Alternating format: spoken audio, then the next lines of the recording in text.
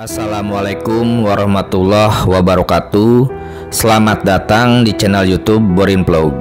Di kesempatan ini saya akan mengulas mengenai sejarah asal-usul kota Payakumbuh. Kota Payakumbuh yang ada di Sumatera Barat, dan juga terkait dengan asal-usul kenapa diberi nama Payakumbuh. Bagaimana sejarah kota Payakumbuh ini? Silakan disimak paparannya berikut ini. Kota Payakumbuh merupakan sebuah kota di Provinsi Sumatera Barat. Terletak di daerah dataran tinggi yang merupakan bagian dari Bukit Barisan. Berada pada hamparan kaki Gunung Sago, bentang alam kota ini memiliki ketinggian yang bervariasi. Topografi daerah kota Payakumbuh ini terdiri dari perbukitan dengan rata-rata ketinggian 514 meter di atas permukaan laut. Kota Payakumbuh berjarak sekitar 30 km dari kota Bukit Tinggi atau 120 km dari kota Padang dan 188 km dari kota Pekanbaru. Wilayahnya dilalui oleh 3 sungai, yaitu Sungai Batang Agam, Batang Lampasi, dan Sungai Batang Sinama. Menurut sejarahnya, asal nama kota Payakumbuh terdiri dari 2 kata, yaitu Payo dan Kumbuah. Payo dalam bahasa Indonesia berarti rawa-rawa, dan kumbuah atau kumbuh adalah sejenis tanaman yang dahulunya banyak tumbuh subur di daerah rawa di Kenagarian Koto nan Gadang, pusat kota Payakumbuh sekarang. Oleh masyarakat setempat, daerahnya itu sering disebut Payo Kumbuah, yang kemudian lebih gampang diucapkan menjadi Payakumbuh, hingga akhirnya menjadi nama bagi kota Payakumbuh hingga sekarang.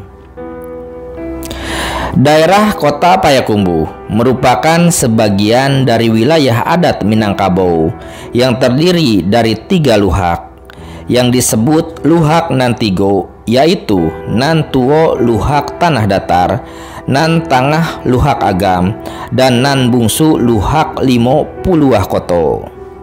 Ketiga luhak ini kemudian masing-masing berkembang menjadi kabupaten dan kota. Kalau ditelusuri, Payakumbuh memiliki sejarah yang cukup panjang. Pusat kotanya dibangun oleh pemerintah kolonial Hindia Belanda.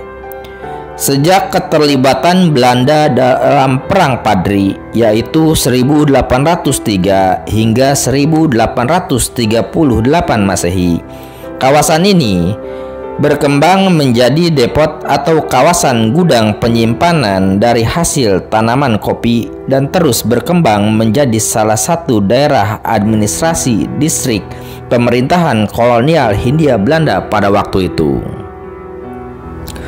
Menurut Tambo atau cerita sastra atau cerita rakyat setempat, dari salah satu kawasan di dalam kota ini terdapat suatu nagari tertua, yaitu Nagari Aitabik. Dan pada tahun 1840, Belanda membangun jembatan batu untuk menghubungkan kawasan tersebut dengan pusat kota sekarang. Jembatan itu sekarang dikenal juga dengan nama Jembatan Ratapan Ibu.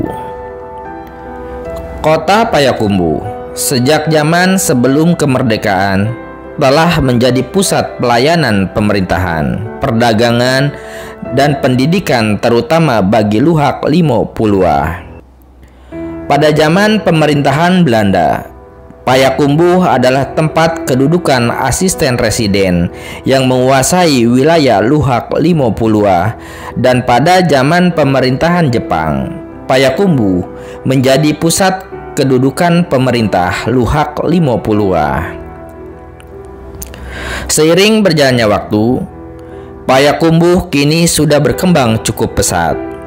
Selain sebagai pusat pemerintahan dan ekonomi, Kota ini juga menjadi salah satu tempat bagi tujuan wisata di Sumatera Barat.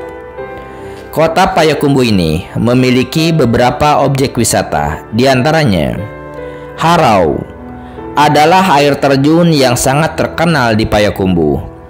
Terletak di perbatasan Tanjung Pati dan Sari Lamak, jalan menuju Pekanbaru. Air terjun Harau ini memiliki 7 titik air terjun. Setiap air terjun hanya berjarak beberapa ratus meter sehingga sangat mudah untuk dijangkau, bahkan hanya dengan berjalan kaki. Para pengelola memberikan pelayanan yang memuaskan dengan menyediakan resort bagi para pengunjung yang ingin menginap di lokasi demi keinginan untuk lebih lama menikmati keindahan air terjun. Resort tersebut dirancang dengan gaya tradisional namun terlihat sangat elegan dengan dekorasi akar-akar pepohonan yang menawan dan jembatan-jembatan yang dibuat langsung dari akar untuk memudahkan para pengunjung yang ingin menikmati alam dari luar kamar. Di air terjun Harau juga disediakan pondok-pondok istirahat bagi para pengunjung yang datang namun tidak berniat menginap. Kemudian ada wisata Ngalau Indah, berupa goa yang terdapat di puncak bukit. Dalam perjalanan menuju goa tersebut, para pengunjung akan disuguhi pemandangan indah kota Payakumbuh dan pepohonan yang rindang.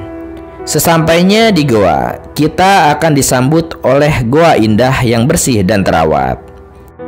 Bagi para pengunjung yang ingin ditemani oleh guide dan lupa membawa kamera untuk mengabadikan kunjungan, tidak perlu khawatir karena banyak penjual jasa yang siap melayani pengunjung. Pada bagian bawah bukit terdapat kolam renang dan arena bermain disertai pondok-pondok penjual makanan yang akan melayani pengunjung, sehingga pengunjung merasa terpenuhi kebutuhannya. Selanjutnya, ada wisata Rumah Gadang yang terletak di daerah Sungai Beringin. Rumah Gadang ini sangat terawat keadaannya.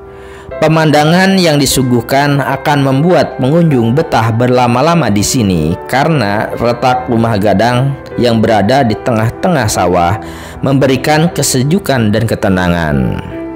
Rumah Gadang ini sangat luas dan memiliki banyak fasilitas seperti tempat penyimpanan barang-barang antik, alat-alat rumah tangga orang Minang zaman dulu, lumbung padi, aula yang dapat disewakan untuk acara-acara besar, dan terutama adalah rumah gonjong yang di dalamnya terdapat ruangan-ruangan khas Minang beserta isinya.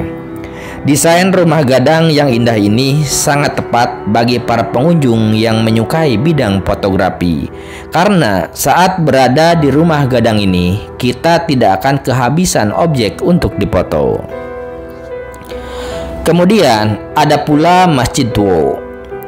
Masjid Tuo yang terdapat di Taram, Payakumbuh Timur.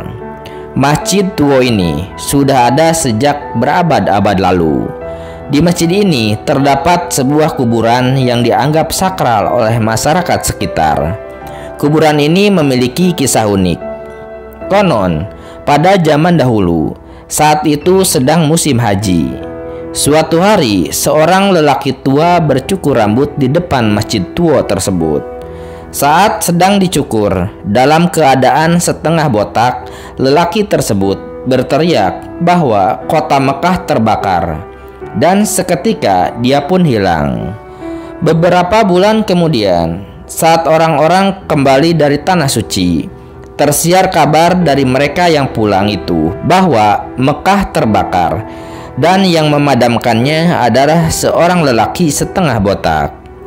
Sejak itu, persis di tempat lelaki tua itu bercukur, dibuat sebuah kuburan demi mengenang jasanya tersebut. Orang-orang yang mengunjunginya selalu mengambil segenggam tanahnya untuk dibawa pulang. Konon, keanehan terjadi pula pada air parit yang mengalir di sepanjang halaman Masjid Tuo. Menurut warga setempat, air yang mengalir di parit itu bukan dari tempat tinggi ke tempat rendah, tapi justru dari tempat yang rendah mengalir ke tempat yang tinggi.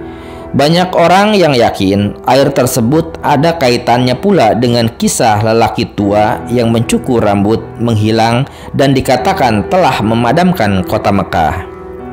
Hingga kini belum ada yang mampu memecahkan misteri Masjid Duo ataupun aliran air parit sepanjang Masjid Duo tersebut.